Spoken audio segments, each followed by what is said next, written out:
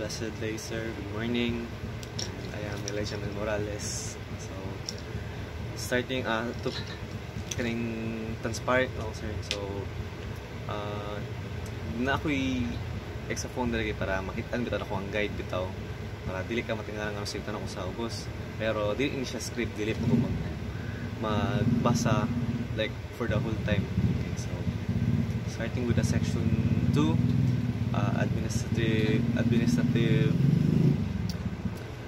administrative provisions for customs bonded warehouse. So bali ang summarization lang sa section 2 kay mga rules and instructions kay dapat para easy ma-understand sa uban.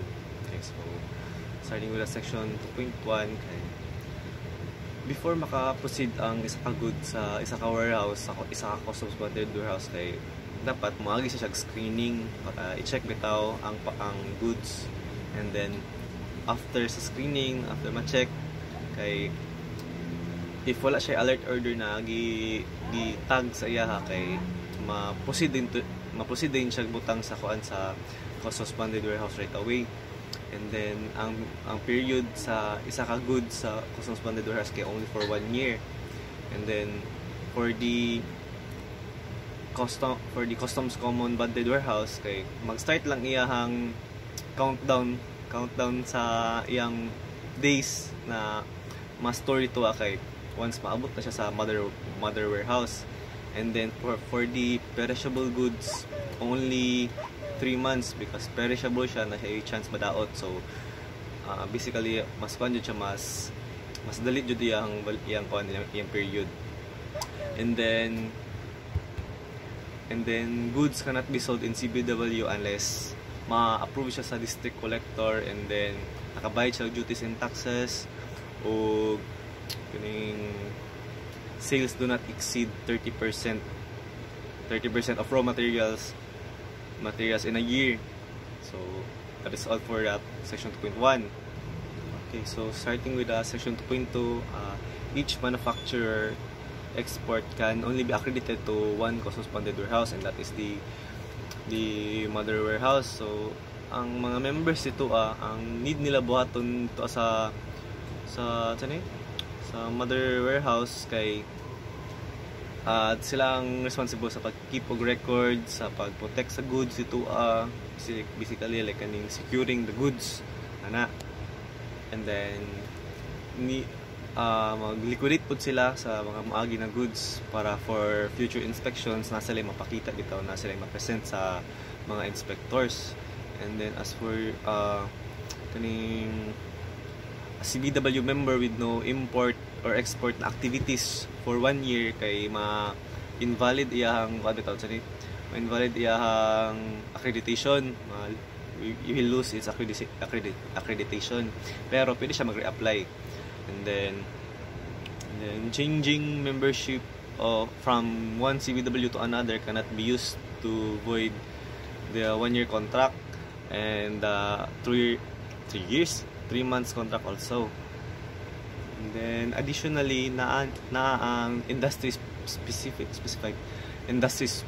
CBWs. So ang industry specific CBWs kay dili sila pwede mag-import og fibers, yarns, fabrics or accessories. So summing up from section 2 to 2.2 kay ang goods kay only valid can only be stored for 1 year, and then sa customs common bonded warehouse mag-start lang siya once maabot na siya sa mother warehouse. And then ang perishable goods can only be stored for 3 months. And then kaning before maabot ang goods sa isa ka customs bonded ka warehouse kay dapat moagi siya sa inspection for security purposes. And then sa ang accredited members sa CBW kay kaning responsible sila sa pag-liquidate. Ang district collector ang responsible sa pag-liquidate, pag-keep og records, And then ang mga accredited members kay need nila i-safe keep ito ang mga goods sa isa ka warehouse. So na pa ba? Ang mga inactive members sa CBW na accredited kay only for kung 1 year wala say gilihok or inactive sila kay lose nila ang ilang license ito or accreditation ito sa CBW. And then wala na bang kana lang. That's all for the section 2 up to 2.2. So starting with section 10, which is lodgement, filing, and processing of goods declaration for the transfer of goods to CBWs. So let's say ma-transfer na ang goods na maabot sa duwa, it's either sa same district or sa different district. Kung same district ang i-file niya na document kay ang WSAD, which is ang warehousing single administrative document. And then if sa different district siya kay ang ipasa niya kay TSAD or transit single administrative document. So if ang summarization sa 10.1 kay let's say magpasa ka og WSAD, ang need mo ipasa kay nara ang need mo og WSAD, bill of lading, invoice, packing list, permits, and special papers for re-entry. And then kani kay dapat complete bitaw ang mga documents in order para ma-transfer ang goods in the same district. And then as for the 10.2, transfer of goods in CBW through transit or TSAD filing. So same lang gyapon, summary lang gyapon sila kay for TSAD. Ang key documents kay TSAD, bill of lading, invoice, packing list, and permits. So murag same lang gyapon sa WSAD, pero ang nagkalahi lang kay ang duha ka file, which is ang TSAD ug ang WSAD. Depende sa process nimo kung asa nimo na district i-transfer ang mga goods. And then kani sila ma-submit din nimo sila through online, through e-track bitaw, E2M. Kaning mo na siya ang advanced way sa customs na ron para makuha na bitaw nila ang mga information sa isa ka transfer na ginabuhat ana. So that is all for 10.1 up to 10.2. Okay, so moving on to section 11. Basically ang section 11 kay naga-circle lang siya sa withdrawal of goods. So let's say mag-withdraw ka og goods, di ani mo basta-basta mabuhat kay na may mga process na buhaton na mag-process pa sulod, na may process pagawas. Kay sulod man pa igawas ang kaning i-withdraw man nimo. So if mag-withdraw ka og goods kay mag-start ka using requisition slip, and then once ma-approve na ang final na review ana kay ang withdrawal form mo nang finalization sa pag-release sa imong gina-withdraw na goods. And then need po na og kaning approvals, mangita po ng customs og approvals like authority to transfer or sell. And then need po na og monitoring documents such as both notes and mission orders.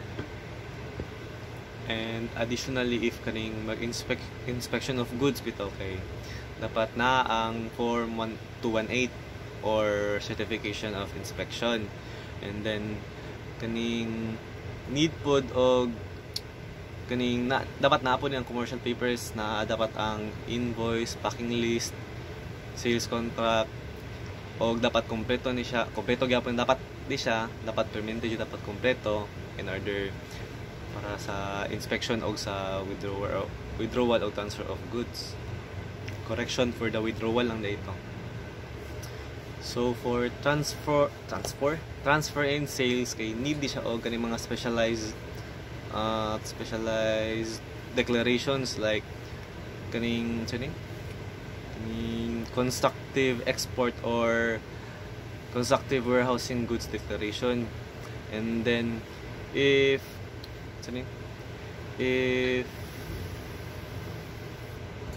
if isubmit na nila kay iagi nila through E2M para mas dali lang bitaw makita bitaw ang pag-submit if para makita jud ang movement bitaw sa sales and transfers. And as for the let's say export ang goods kaning present dapat ang export declaration and export documents, dapat na siya in order para mapadayon.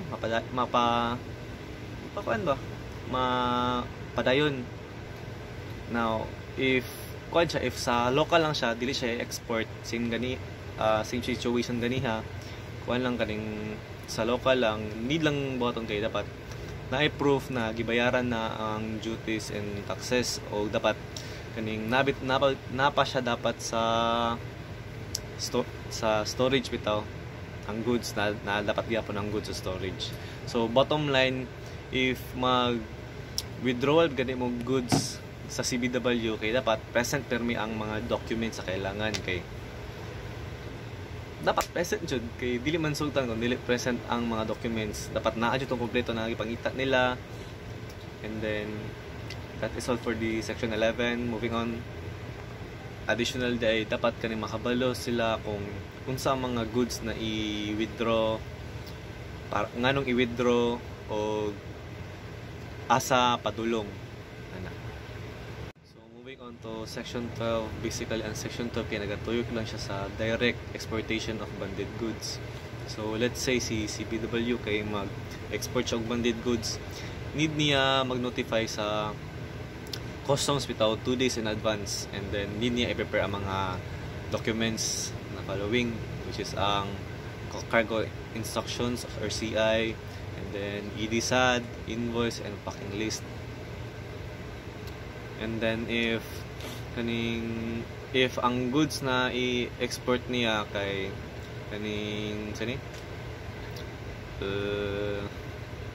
regulated siya, kay may mga special documents na need niya ipakita. Now if ang shipments kay from different districts, kay of course if sa different district need yun ang transit SAD ana or TSAD, and then adding ang e-track booking para ma-keep track sa customs ang export in the different district.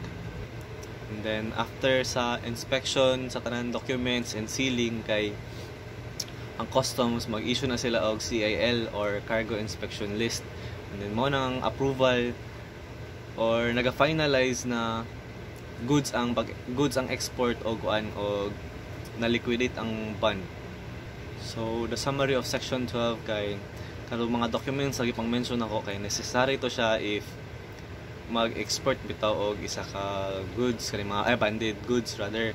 And then sa section 12 pod kay gina-ensure pod na dapat ang customs kay mo collect og proper duties and taxes bitaw nya, dapat i-make sure jud nila nga nakolektahan jud og duties and taxes, so mga need kolektahan og duties and taxes na goods. So as for the section 18, suspension and closure of CBW, excuse me, so basahan ako mga reasons manong sarado ang isa ka CBW.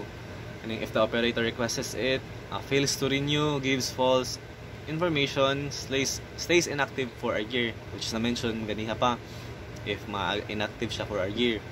And then allows illegal acts, no, makes unauthorized charges, or withdraws goods without proper papers. So muna ang section 18. So sa section 18, kay let's say katong mga gipang-mention ako nga reasons why masirado ang isa ka customs ka CBW, kay si collector mag-issue sa og mag-issue siya og closure order if siratan na ang isa ka CBW. And then once magkata na siya nga to, kay ang CBW ma-sealed na. And then ang mga operators nito sa CBW, kay dapat isubmit nila to mga files bitaw nga throughout their whole operation, isubmit nila mga records, ipasa nila sa customs.